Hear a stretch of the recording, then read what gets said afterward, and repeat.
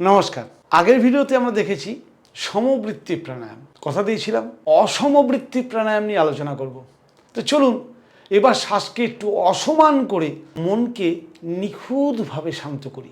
আজকের প্রাণায়ামের নাম বিষমবৃত্তি প্রাণায়াম, যেখানে ছন্দটা ভাঙে আর শরীরটা গড়ে।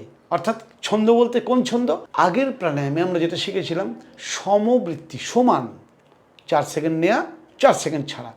এই যে সমান ব্যাপারটার যে ছন্দ, এই ছন্দ ভাঙলে শরীর গড়ে। কি করে গড়ে? লম্বা শ্বাস ছাড়লেই ট্রেস গায়েব। এটাই বিষমবৃত্তি প্রাণায়ামের রহস্য। আপনি কি খেয়াল করেছেন যে যখন আপনি দুশ্চিন্তায় থাকেন তখন আপনার শ্বাস ছোট হয়ে যায়, আর যখন আপনি গভীরভাবে রিল্যাক্সড আপনি দীর্ঘ শ্বাস ছাড়েন। প্রশান্তি মনে আসলে দীর্ঘ শ্বাস। এটা কাকতালীয় নয়, এটা আপনার শরীরের ন্যাচারাল কোডিং বা ন্যাচারাল ইন্টেলিজেন্স বলতে পারেন। আজ আমি আপনাকে এমন এক প্রাচীন টেকনিক শেখাবো যেখানে শুধু শ্বাস ছাড়ার সময়টা যদি বাড়াই তাহলেই ট্রেস কমতে শুরু করে। এরই নাম বিষমবৃত্তি প্রাণায়াম বা মতান্তরে অসমবৃত্তি প্রাণায়াম। মানে সমান নয়, প্রাণের যে বৃত্তি, শ্বাস নেওয়া এবং ছাড়া, এই যে বৃত্তি, এই বৃত্তি আগের বার আমরা শিখেছিলাম সমান, এবার অসমান। এটাকে কেউ বলে বিষম, কেউ বলে অসম। তাহলে এই বিষমবৃত্তি প্রাণায়াম বা অসমান বৃত্তি কি? বিষম কথাটার মানেই হচ্ছে অসমান, সমান নয় বা অসম, আর বৃত্তি মানে প্রবাহ। তাহলে প্রাণের যে প্রবাহ বা শ্বাস না নেওয়া ও শ্বাস ছাড়ার সময় এখানে সমান নয়। সমবৃত্তি প্রাণায়ামে ছিল সমান, এখানে আমরা শিখব অসমান। অর্থাৎ শ্বাস নেওয়ার সময় এক ধরনের, শ্বাস ছাড়ার সময় আর এক ধরনের। এখানে আমরা শ্বাস ছাড়ার সময় শ্বাস নেওয়ার চাইতে বেশি কিন্তু করতে হবে। শ্বাস নিতে যতক্ষণ টাইম তার চাইতে বেশি টাইম ধরে শ্বাস ছাড়তে হবে। উদাহরণ দিই, ধরে নিন আপনি 4 সেকেন্ড ধরে শ্বাস নিয়েছেন আগের বার, এবারও 4 সেকেন্ড ধরে শ্বাস নিয়ে শুরু করলেন, কিন্তু শ্বাস ছাড়ার সময় কিন্তু মানে আপনাকে 6 সেকেন্ড বা 8 সেকেন্ড ধরে কন্টিনিউ ধীরে ছাড়তে হবে। এটাই হচ্ছে এই প্রাণায়ামের বৈশিষ্ট্য, বিষমবৃত্তি প্রাণায়াম। এই ছোট্ট পরিবর্তনটাই মস্তিষ্কে বড় পরিবর্তন আনে। শাস্ত্রে উল্লেখ আছে যে এই ধরনের যে বিষমবৃত্তি প্রাণায়াম, এটা পাওয়া গেছে কোথা থেকে? এটা পাওয়া গেছে কিন্তু পতঞ্জলির যোগসূত্রে। শ্বাসের দৈর্ঘ্য, সংখ্যা ও গতি নিয়ন্ত্রণী প্রাণায়াম, মহর্ষি পতঞ্জলির একটা ছোট্ট কথা।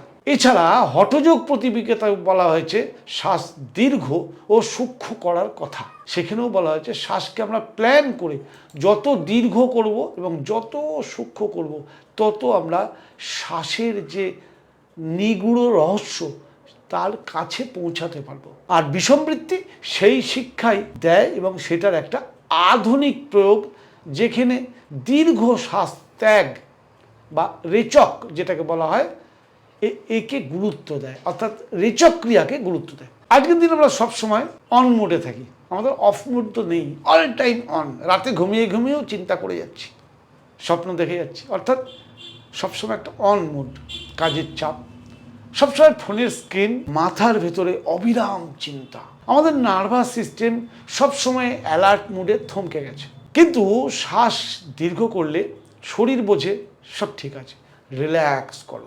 এটাই হচ্ছে বিষমবৃত্তির মজা। তো চলুন আজকে আমরা শুরু করি বিষমবৃত্তি প্রাণায়াম কিভাবে করব আপনি আমি একসাথে। তবে হ্যাঁ, শুরু করার আগে বলবো এই ধরনের একটি চ্যানেলকে সঙ্গে রাখতে চ্যানেলটিকে সাবস্ক্রাইব করে নিন, আর যারা রোজ দেখছেন না, আত্মীয় স্বজন বন্ধু বান্ধবদের শেয়ার করুন। বলুন প্রাণায়াম শিখতে গেলে ঠিক স্টেপ বাই স্টেপ এইভাবেই প্রাণায়াম শেখা উচিত, যে প্রাণায়াম আপনাকে প্রকৃত সুস্থতা দিতে পারে। প্রাণই সর্বশ্রেষ্ঠ। তাহলে চলুন এবার শুরু করা যাক একসঙ্গে বিষমবৃত্তি প্রাণায়াম। কি করতে হবে? প্রথম স্টেপ, এক্ষেত্রেও সেই একই নিয়ম, শান্তভাবে বসুন, শান্ত জায়গায় বসুন, চোখ বন্ধ করুন। দ্বিতীয় স্টেপ, নাক দিয়ে শ্বাস নিন, 2 3 4, এভাবে 4 সেকেন্ড ধরে শ্বাস নিলেন। শ্বাস নেওয়া হয়ে যাওয়ার পর আটকাবেন না। শ্বাস কুম্ভকের ব্যাপার নেই এখানে। শ্বাস নেওয়া হয়ে গেল, এবার সঙ্গে শ্বাস ছাড়তে শুরু করবেন, কিন্তু স্লোলি।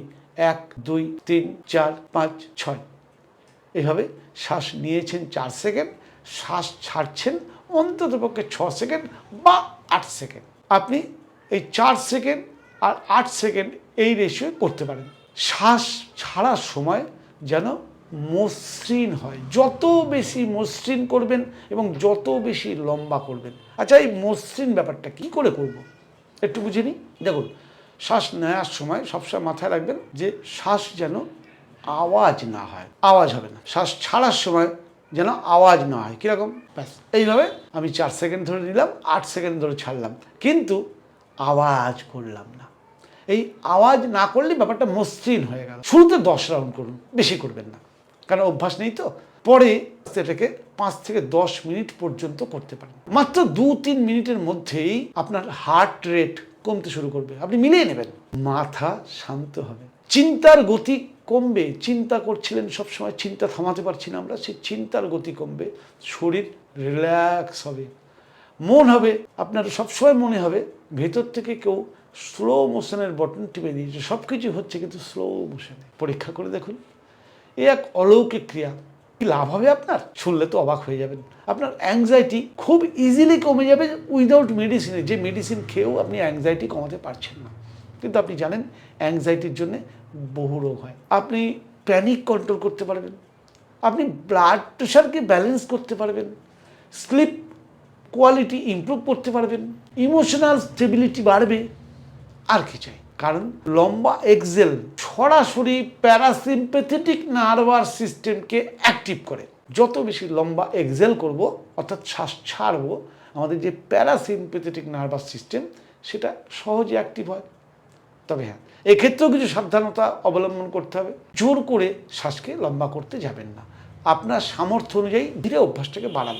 আর যদি 4 আর 6 রেশিওতে করতে পারেন, 1 সপ্তাহ পরে 4-8 রেশিও করতে পারবেন, তার 1 সপ্তাহ পরে 6-10 রেশিও করবেন, তারপরে 6-12 রেশিও করবেন। এভাবে আস্তে আপনি অভ্যাসটাকে বাড়াবেন, ইমপ্রুভ করবেন শরীরের সাধ্য অনুযায়ী। গায়ের জোরে রাতারাতি বেশি করলে বেশি পাবেন, এটা কিন্তু প্রাণায়াম কখনো শেখায় না। হাঁপানি শ্বাসকষ্ট যাদের আছে তারা খুব স্লোলি শুরু করুন, কিন্তু খুব সাবধানতার সঙ্গে। গায়ের জোর মোটেই নয়, দরকার বলে 3-5 দিয়ে শুরু করুন, কিন্তু শুরু করুন। প্রথম দিকে জোর দেখাবেন না। মাথা ঘুরলে, বারবার বলা থাকে, মাথা ঘুরলে সঙ্গে থেমে যান। খুব বেশি লম্বা এক্সেল দিয়ে শুরু করবেন না। শুরু করার সময় ছোট থেকে শুরু করুন। ছোট থেকে প্রকৃতির সব কিছু আস্তে বড় হয়, কিন্তু আমরা সবাই বড়টাই চাই। ফলে কী হচ্ছে, আমাদের মানে ভেতরের টেন্ডেন্সি আগে বড় জিনিসটা ধরি না, ছোট থেকে এগোন, বড়র কাছে পৌঁছে যাবেন। কখন করবেন এটাও তো জেনে নেওয়ার দরকার।